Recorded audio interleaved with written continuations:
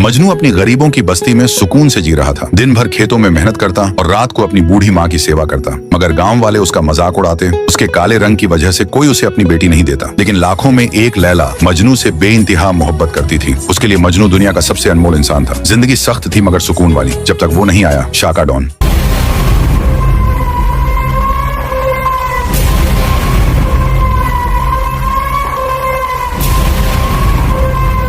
आंखों में आग और दिल में तबाही का इरादा लेकर शाका ने गांव में कदम रखा। उसका सपना था कि सब उसके गुलाम बने। उसने फैसला कर लिया था कि यहाँ डीएचए बनेगा, चाहे कोई भी रास्ता अपनाना पड़े, कोई भी सर काटना पड़े। उसी रात जब मजनू खेतों से लौट रहा था, शाका के आदमी ने पीछे से उसके सर पर भारी डंडा दे मारा। फिर गाँव पर कहर टूट पड़ा। शाका डॉन ने आग लगा दी। आग आसमान तक उठ रही थी, चीखें हवाओं में गूंज रही थी। हर तरफ तबाही ही तबाही थी। जिंदगी की जगह मौत नाच रही थी। मजनू देख रहा था मगर कुछ कर नहीं सकता था। उसे भागना पड़ा, उसे जिंदा रहना था किसी और दिन के लिए। 2 महीने गुजर गए। वो गाँव नहीं रहा। वहाँ सिर्फ शाका का राज था। सिर्फ मजबूर गुलामों की चीखें थी। मजनू की माँ हर रात आसमान की तरफ देखती तो बस एक ही सवाल करती, मेरा चांद जैसा बेटा कहाँ चला गया? मगर मजनू वापस नहीं आया।